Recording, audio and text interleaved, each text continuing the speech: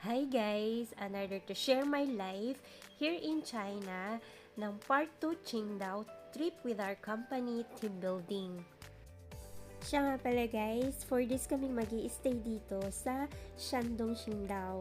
Kaya iba't ibang tourist spot ang isi-share ko. At ang unang araw namin to visit ay ang Laoshan Mountain.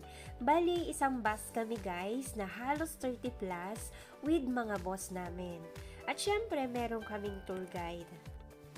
Before pala makapasok sa loob, may entrance fee para makaakyat sa mountain. Bali, 45 RMB each person. Sa peso natin, 300 pesos only. Alam nyo ba guys, halos 1 hour and a half kaming umakyat sa mountain na to. Grabe, sobrang pagod. But worth it naman, syempre happy ang lahat. At na-experience namin ito na magkakasamang mga team. At sobrang nakaka-amaze guys, ang ganda sa taas at makikita mo sa baba. Kaya talagang masasabi mong napaka-wonderful ang mga nature creation ni Lord. At isa ito na blessed na mountain kasi makikita mo na ang front na napakagandang coastal scenery nito, malawak ang dagat at kung tawagin na dito ay Yellow Sea. At dahil sobrang pagod ng lahat para bumaba pa sa bundok, kaya good for us meron silang cable car sa pinakatuktok ng mountain.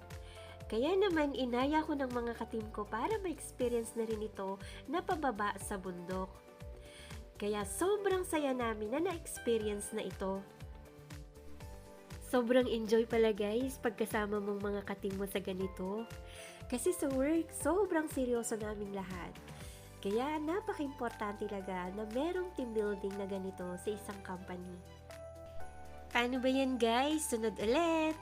Abangan nyo ako sa part 3 ha, ibang tourist spot naman. Thanks for watching! Bye!